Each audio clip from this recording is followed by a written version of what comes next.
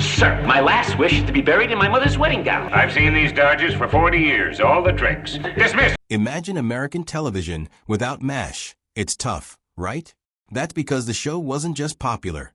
It reshaped what a sitcom could be. Premiering in 1972, during the final years of the Vietnam War, MASH * was set in the Korean War and blended humor with heartbreak. Its quirky characters explored the absurdity of war and resilience of the human spirit. It quickly became a fan favorite.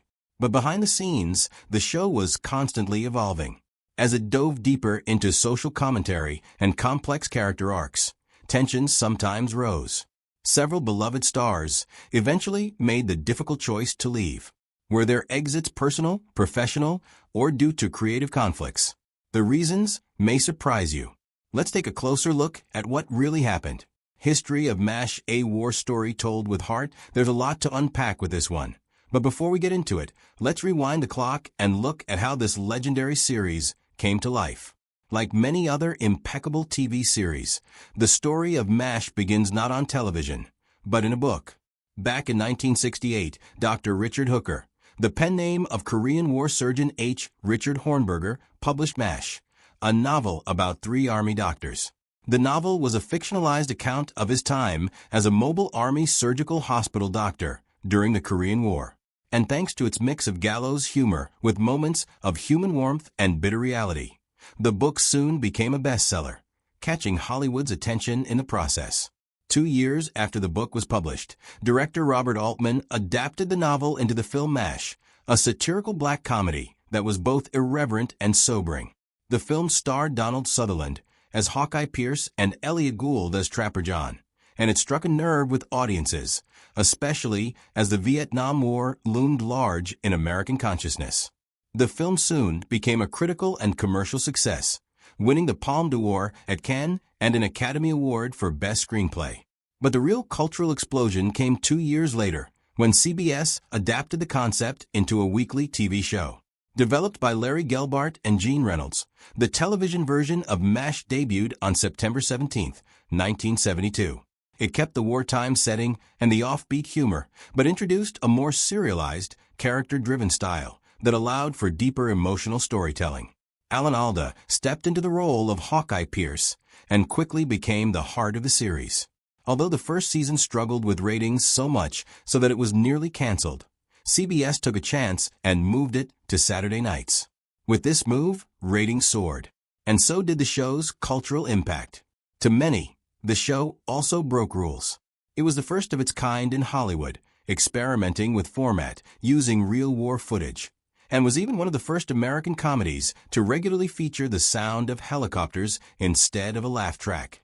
Alan Alda, who played Hawkeye, later became a director, writer, and creative force behind the show, pushing for more realism and emotional complexity. But as MASH matured, so did its characters. And let's just say not all the actors agreed with the new direction. Some felt their roles were shrinking or becoming caricatures. Others struggled with personal challenges or felt the urge to explore different creative paths. In general, over its 11-season run, MASH saw numerous cast changes. But through it all, it remained anchored in a singular mission: to show the cost of war through the lens of compassion, wit, and unbreakable human bonds. With this in mind, let's jump right into the first major exit from the series, an actor whose departure was so unexpected. The writers chose to kill off his character in a moment that shocked the nation.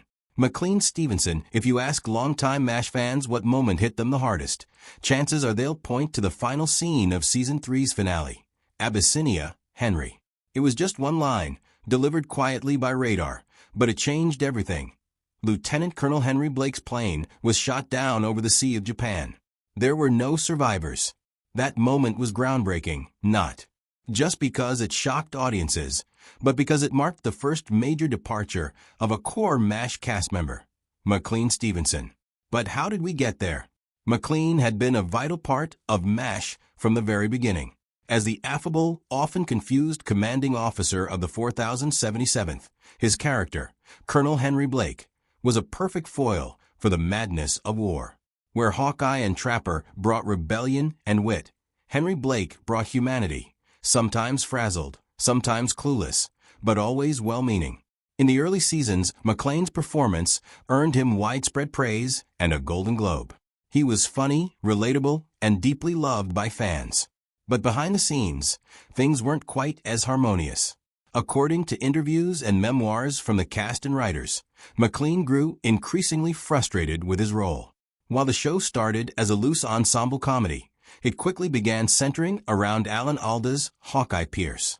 And as Alda became more involved in the writing and direction of the show, his character took on greater emotional and narrative weight. McClane, meanwhile, felt sidelined. So sidelined that he even once told People magazine in 1975, "I want to be number one. I want to be the guy carrying the show." But as egotistical as this probably sounds, it wasn't actually about McClane's ego. You see, McClane had these big dreams of becoming a star. He had huge ambitions. But if there's one thing you should know about Hollywood, it's that it's usually very easy for an actor to fall into a stereotypical role. And for McClane, he was falling into this pit that he wanted nothing to do with. He saw how powerful television could be, and he believed he had the charisma and talent to anchor a show of his own. He wanted to pursue opportunities where he wouldn't always be the second or third banana. He wanted to be the first. So, at the end of season 3, McClane approached the producers and told them he would not be returning. Now here's where things took a turn. Traditionally, when actors left sitcoms, Henry Blake, their characters were written off gently, transferred, reassigned, and maybe even sent off to get married.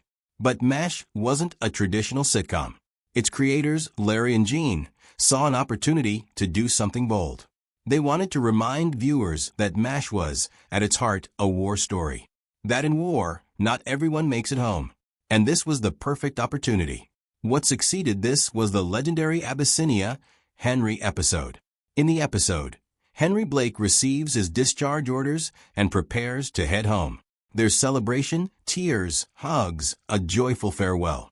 For 25 minutes, it feels like a happy ending. But then comes the final scene, like a raging storm. Radar walks into the operating room, hat in hand, face grave. The doctors are mid-surgery when he breaks the news that Lieutenant Colonel Henry Blake's plane was shot down over the Sea of Japan. There were no survivors. What followed was an intense silence that could be heard around America. No dramatic music, no laugh track or helicopter noises. Just stunned faces and the beep of surgical equipment. That scene changed TV history. It was one of the first times a beloved sitcom character was killed off, permanently and without warning. The raw reactions from the cast was partly real, as only a few knew the ending beforehand. Alda later revealed that Gary Berghoff, who plays Radar, was the only actor told in advance, so he could prepare. The rest of the cast was reacting genuinely in that final take. As soon as it aired, the episode generated an immediate and intense response. CBS received thousands of letters, many praising the show's honesty, others angry that such a beloved character was taken away so suddenly. Some even accused the producers of going too far. But Larry defended the decision, saying, "We wanted to say that not everybody gets to go home." And that they did. But what happened to McClane after his departure? Let's just say things weren't as rosy as he probably imagined. Granted, things were pretty great at first. He signed a lucrative deal with NBC, eager to strike out on his own. He then moved on to star in The McClane-Stevenson Show, a family sitcom built around his affable charm. He appeared to be charting out his own terms and making a name for himself in the industry. But it was short-lived. His show was canceled after just one season and a second attempt. With the show Hello, Larry fared even worse. Despite high hopes and heavy promotion, the show was critically panned and became a running joke in later years. In retrospect, McClane would come to regret leaving MASH. In a 1983 interview with the Los Angeles Times, he admitted, "I took myself out of the game." It wasn't just that his